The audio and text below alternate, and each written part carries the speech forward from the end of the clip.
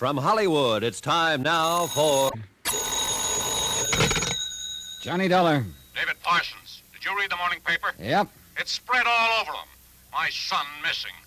I've had calls from New York all morning long. The business merger's jeopardized, and it's your doing. Anything else to say? When I finish with you and your liability company, there won't be enough left to burn for junk. Mr. Parsons, before you shoot off any more steam, do you want me to give the papers the other half of the story? The one about you arranging for people to impersonate your son and his wife? Are you threatening me? I guess I am. Why, you... Bye.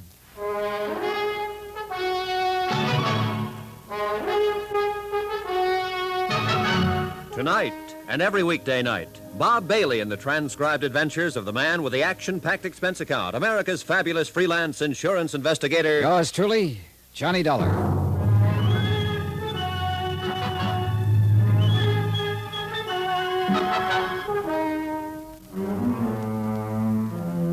Expense account submitted by Special Investigator Johnny Dollar to the Eastern Casualty and Trust Company, Boston, Massachusetts. The following is an accounting of expenditures during my investigation of the Callicles matter. Item 11, 10 cents, one newspaper. I lied to Parsons about seeing the paper. I hadn't seen it at all. But I could guess what had happened when they got hold of the story that a prominent broker had been missing some 14 days. It was all there, spread over the front page. I waited a couple of hours before I took old man Parsons on again. You think you're pretty smart, don't you? You should have given this matter to the police in the first place. I gave it to a detective agency. And what do you mean by firing them? Oh, they were just spending your money. And you're losing it for me with all this in the paper. I'm still trying to find your son, Mr. Parsons, remember? You aren't going to find him here. Something's come up. Maybe you can explain it. The DA's office impounded the books yesterday. $5,000 was withdrawn from your son's personal account. What do I have to explain about that? Wait. It was taken out the morning he disappeared. Do you have any idea why he'd withdraw a sum of money that size? No. Do you? Sure. Somebody could have been standing in back of him with a gun, threatening to blow his head off. He might have had a date to go to a wedding and needed some tip money. What can you add? You're getting mad, Dollar. Go find your answers someplace else. You don't care if he's ever located, do you?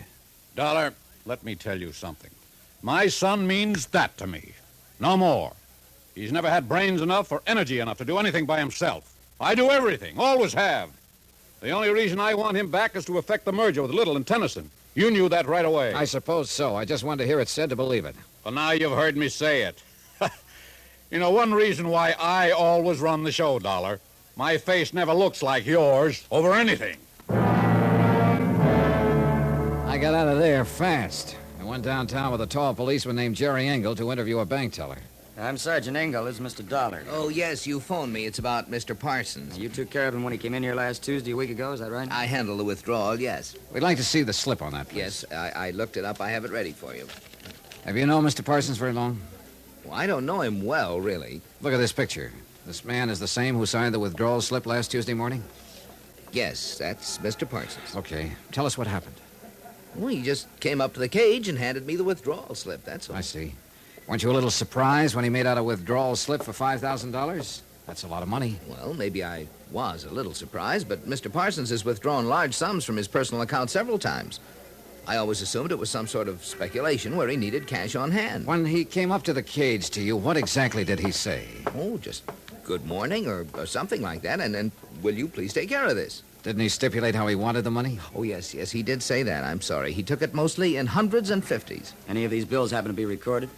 No, Sergeant. Uh-huh. Anything else you can remember about the transaction that might help? Sorry, nothing. Well, maybe. Yeah?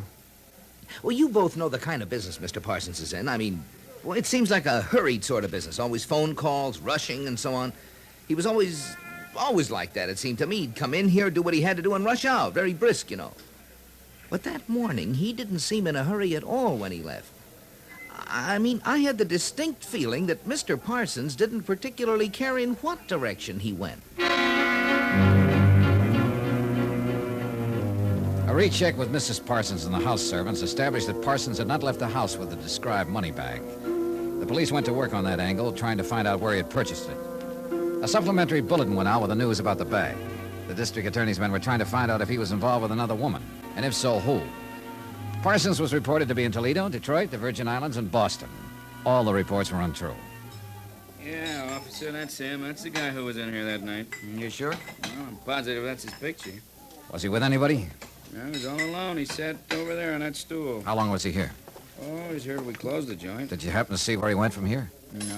And what kind of shape was he in? Drunk? No, he was real sober and quiet. Drank all night, but he seemed to hold his stuff okay. Did you talk to him at all? No, just took his order for drinks. He didn't seem to want to talk to anybody. I see. Did you happen to notice if anybody who was in here went over and talked to him? I think a couple of people tried. You know, you get that sort of thing in a joint like this, but he didn't say much to any of them, so they just left him alone. He just sat alone and drank? No, he was making a phone call all the time. He was here, a long-distance call from the booth over there. He sat at the end of the bar so he could hear the phone ring. How do you know he was making a long-distance call? Well, he handed me a 20 once and asked me to change it to quarters for him. All the quarters I had. About what time was this? Oh, I don't know exactly, but it took him 2 or 3 hours anyway. Do you know if he ever completed his call? He poured a lot of dough into the phone. I guess he did finally.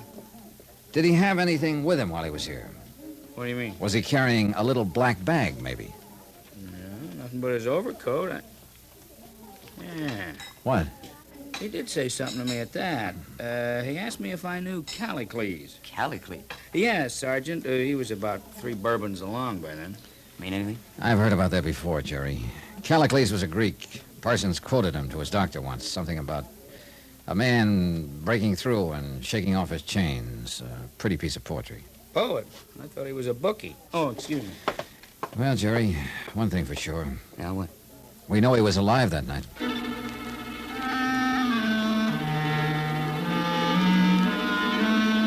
Jerry Engel started a check with the telephone company. Their records disclosed that David Parsons had placed a call from the pay booth in the bar on the night in question. It had been a person-to-person call to a Kenneth Temple in San Francisco. We tried to place a call to the same number, but there was no answer. We waited another 2 hours trying to complete the call, and the operators were still trying when we drove out to the Parsons residence once more. Mrs. Parsons gave us a cool greeting. I certainly don't appreciate any of this. You're responsible, Mr. Dollar, for all this publicity. We don't have to go into that, Mrs. Parsons. We need your help now. We found out that your husband called a man named Kenneth Temple in San Francisco the night he disappeared. Oh? That name, Kenneth Temple, does it mean anything to you? No, I've never heard it before. Mr. Parsons never mentioned it to you? Well, I can't say for certain, but it's not familiar to me at the moment. Have you ever been to San Francisco? Yes. When? Twice. Going to and coming back from Hawaii 2 years ago. Has Mr. Parsons ever been in San Francisco? He was on the same trip. This name, Temple, maybe it was someone you met while you were there. No, I don't recall meeting anyone there at all. Sergeant. Yes? All this has been quite upsetting, quite nerve-wracking, really. I don't know what progress you people are making, but I do wish it would all be handled soon. Excuse me, please. Sure. Well, this isn't getting us very far. I don't get it. Hello? Who? Oh, yes, operator. Just a moment. It's for you, Sergeant. Oh, thanks. Probably San Francisco operator. Thank you. This is Sergeant Engel. Yes? Oh, hello, Mr. Temple.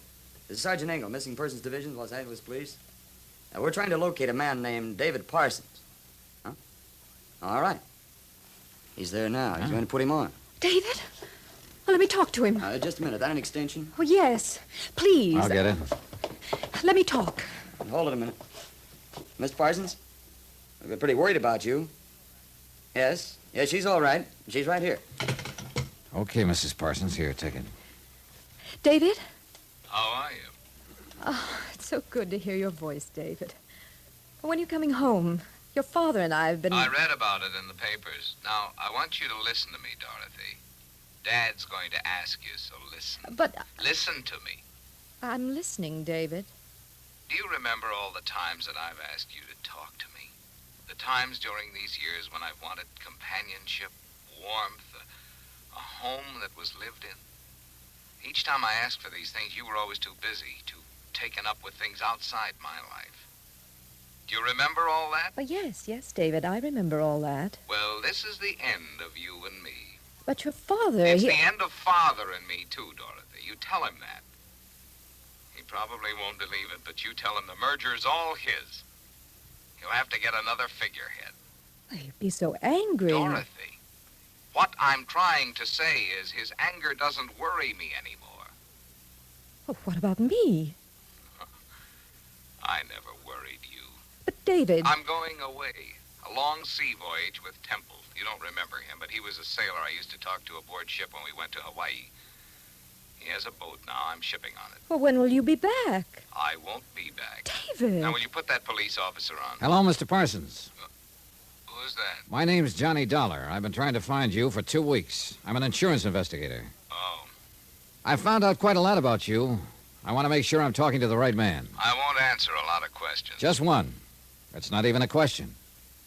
Callicles. Oh, Mean anything? I don't know who you are. I didn't even get your name, but you did find out. If there were a man who had sufficient force, he would shake off and break through and escape from all this. He would trample underfoot all our formulas and spells and charms and all our laws which are against nature. The slave would rise in rebellion and be lord over us. So far as the police were concerned, there was nothing more to do. So far as the insurance company's concerned, we'll have to sit on a $100,000 bond and hope that David Parsons will return to his life in Los Angeles when he gets whatever it is out of his system. Expense account total, $1,100.59. Remarks? Just Mrs. Parsons, to me. She asked why he never talked about this to her. I told her he did. No one ever listened. She didn't understand that either. Yours truly, Johnny Dollar.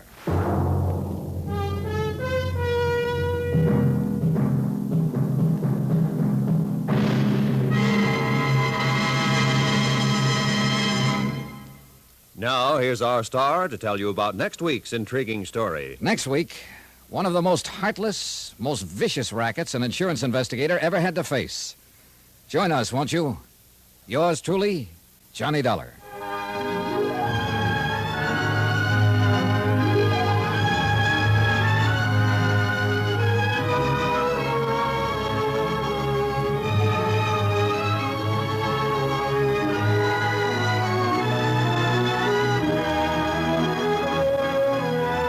Yours truly, Johnny Dollar, starring Bob Bailey, is transcribed in Hollywood. Written by John Dawson, it is produced and directed by Jack Johnstone.